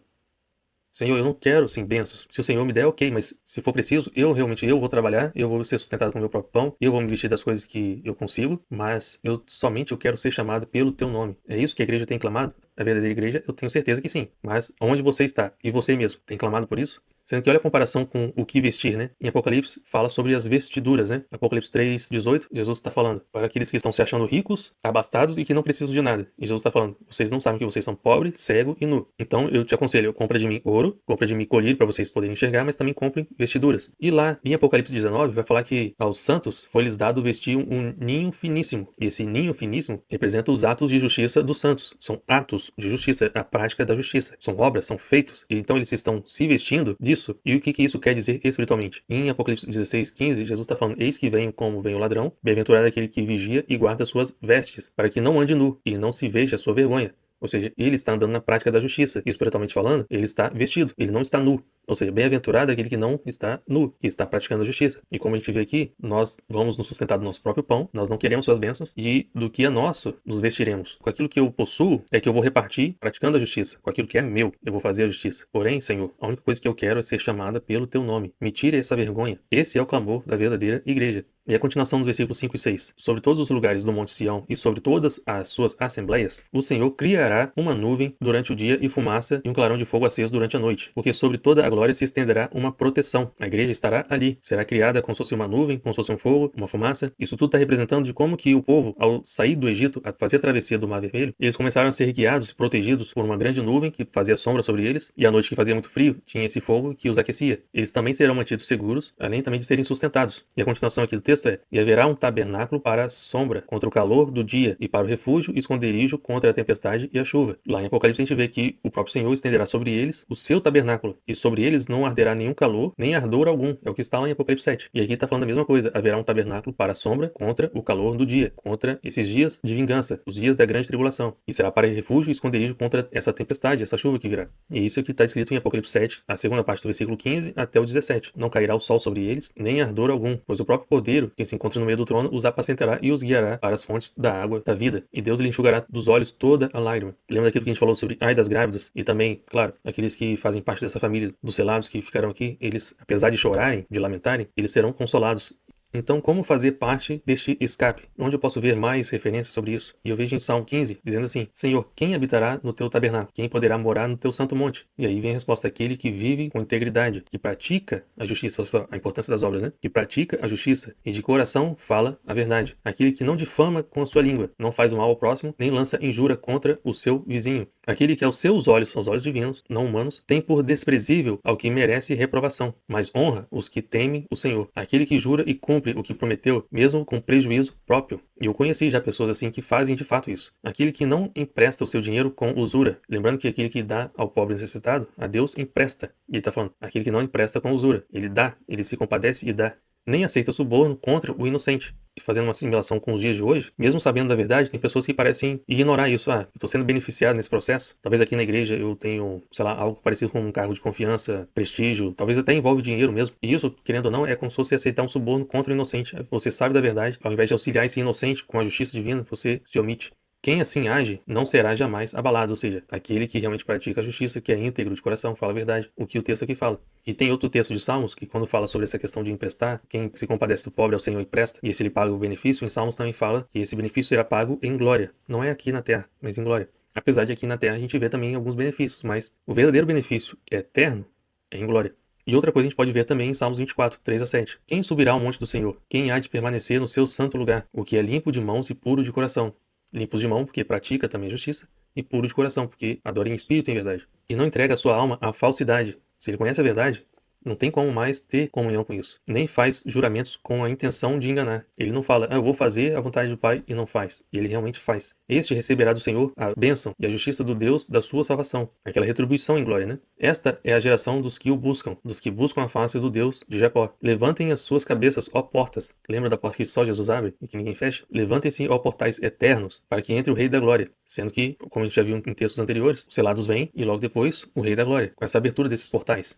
E agora, fazendo esse resumo de todo esse estudo que a gente já apresentou aqui, lembrando que, se for resumir, se for fazer o resumo do resumo de onde a igreja será levada, para onde essa igreja será levada, a gente pode lembrar de Salmos 91, que é a sombra do Onipotente. É para lá que eles irão. É o átrio exterior, é o monte que não tem nome, é nas regiões celestes que os diabos e seus anjos perderam seus lugares e eles estarão fora da vista da serpente, tudo isso. Então, primeira coisa, para que realmente a grande tribulação tenha início, antes disso, é preciso que haja apostasia. O falso profeta que já está no poder irá exercer esse poder em breve e causará essa maturação da seara, né? Onde vai ser perceptível quem é o joio e quem é o trigo, e então haverá ceifa. E a segunda coisa, o homem da iniquidade, ele precisa ser revelado. E quando Jesus fala, quando virdes o abominável situado onde não deve estar, que eu imagino no domo da rocha, teremos a confirmação empírica de quem é realmente esse homem da iniquidade. Nós temos o palpite aqui, mas eu não gosto de falar tanto de especulações, apesar de ser um forte indício, mas essa confirmação virá em breve. Entretanto, o que a gente realmente precisa estar atento é, estamos de fato no centro da vontade do Senhor, nós realmente nascemos de novo, morremos para o pecado para realmente nascermos de novo. Isso é mais importante do que saber quem é o homem da iniquidade. Muito mais importante do que saber qual vai ser o dia, qual vai ser a hora, se realmente essas coisas vão se concretizar nas datas que a gente vai apresentar aqui. O que outra coisa que vai acontecer que vai confirmar que ele é o homem da iniquidade? Quando ele firmar esse acordo de paz com duração de 7 anos, ou seja, vão começar a dizer paz e segurança. E sobre isso que o apóstolo Paulo fala. Quando começar a dizer paz e segurança, haverá repentina destruição. Começará a grande tribulação. Se vai ser no mesmo dia ou não, mas também haverá essa ordem de restaurar Israel. Provavelmente haverá algumas guerras naquele meio lá, e haverá também essa ordem, nesse mesmo interim de paz e segurança, nesse acordo de paz de 7 anos, em que haverá essa ordem de restaurar Israel. E também haverá essa ordem, não sei se é no mesmo pedido ou não, nessa mesma ordem ou não, da reconstrução do terceiro templo, ou seja, naquele domo da rocha. Por isso que eu imagino que, quando Jesus fala desse abominável, que será visto no lugar onde não deveria estar, no lugar mais sagrado da terra, é um indício que ele é o anticristo. Será a confirmação, na verdade, né? E qual é outra coisa que realmente precisa acontecer para que a grande tribulação realmente comece?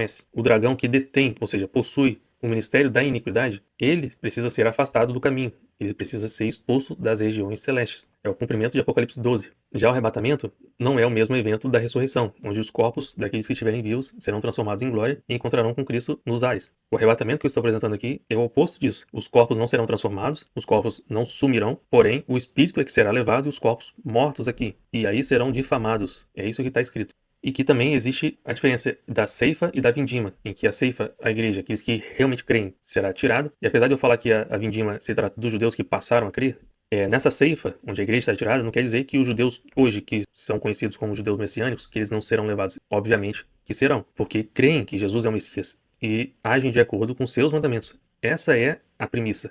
Aqueles que cumprem os mandamentos são os que amam a Jesus e que fazem parte dessa família dele. Então, essa ceifa se trata da verdadeira igreja ser tirada. Já a vindima, quando os judeus começarem a crer, os judeus que agora são incrédulos em relação a Jesus, passarem a crer, então haverá também a vindima, em que eles serão poupados do dia da ira do Senhor. E aí então haverá a ressurreição. Os que estiverem vivos terem seus corpos transformados em glória. E haverá a ressurreição para a vida e também para a vergonha. E para a vergonha vão passar aqui o dia da ira do Senhor, não vão morrer, a morte fugirá deles, e terão que passar pelo esse milênio, aprendendo agora com os judeus que foram reconciliados com o Senhor, a servirem ao Senhor. E se, mesmo nesse milênio, não aprendendo a servir ao Senhor sem a influência do diabo, então quer dizer que realmente não tem reparação para essas pessoas.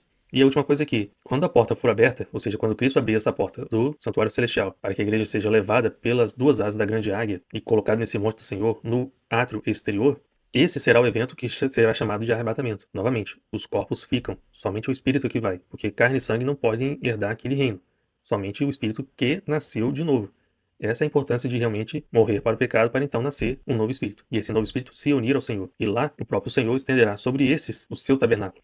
E aqui do lado direito eu coloquei as mesmas referências que eu tinha botado no vídeo anterior, sobre mais passagens que falam sobre esse arrebatamento de forma codificada, estando ele tanto em Apocalipse quanto em Pedro, em Zacarias, Joel, Isaías, Abacuque, Obadias, Naum, Oséias e vários em Salmos. Sendo que eu não coloquei todos os salmos aqui, porque são mais ainda, mas eu creio que se olharem cada um desses textos com calma, além de todos esses que já foi apresentado aqui, creio que possa sim fazer sentido. E mais do que saber ou crer que esses eventos acontecerão nessa ordem, dessa forma, é saber e ter certeza de como você está diante de Deus. De forma alguma, devemos nos aprovar a si mesmo, dizendo: estou salvo porque eu creio no nome do Senhor Jesus, que eu faço certas coisas, porque eu participei do batismo, eu professei diante dos homens e está tudo certo. Porque o próprio Senhor diz: nem todo aquele que diz Senhor, Senhor herdará o reino, mas aquele que faz. E ainda assim, tem certas pessoas que chegarão lá diante dele e vão falar: eu fiz muitas coisas em seu nome. Eu expulsei demônios, eu operei milagres, fiz curas, fiz sinais, prodígios, né? Tudo em seu nome. E ainda assim o Senhor vai falar: eu não vos conheço. Sendo que, como eles estão diante do tribunal celeste, não há mentira ali. Então, como o Senhor fala que nunca os conheceu e Deus não nega que eles fizeram aquelas coisas, se não foi com o poder de Deus que fizeram, com o poder de quem que fizeram aquelas coisas? Percebe que a operação do erro, que o apóstolo Paulo fala, e também fala que a eficácia desse ministério da iniquidade realmente é poderosa, isso tem que ser algo realmente alarmante para nós, porque a gente pode estar vivendo algo achando que é de Deus, mas chega lá diante dele e fala: eu nunca vos conheci, porque vocês foram enganados e não quiseram a verdade. Vocês deram crédito à mentira, não quiseram a verdade. E se isso vai acontecer principalmente com líderes espirituais, imagina com quem seguiu erroneamente esses líderes. Olha o tamanho do engano que isso pode ser. Se nós não tivermos, de fato, o Espírito Santo, nós não vamos enxergar o erro, nós não vamos enxergar essa operação do erro. Nós vamos estar inseridos nela e sendo enganados junto com o restante. E eu gostaria de, no próximo vídeo, falar sobre as cartas às igrejas, dando foco a essa mensagem, esse chamado ao arrependimento, trazendo à luz daquilo que a gente deveria estar fazendo e não está. O que a gente deveria estar nos atentando e nós não estamos. Aquilo que nós estamos dando crédito e aquilo que nós deveríamos dar crédito. E lembrando que são palavras do próprio Jesus, não são minhas, mas eu vou estar compilando todas elas em uma mensagem de chamado ao arrependimento. Uma mensagem ao arrependimento. E é incrível que nessa mesma mensagem, as igrejas também têm mensagem aos selados, mas isso é para um outro momento. Mas no próximo vídeo vamos tratar das cartas às igrejas, e tendo foco sobre essa mensagem do arrependimento, do que está acontecendo nos nossos dias e como deveremos nos consertar, como deve ser essa reparação com o Senhor.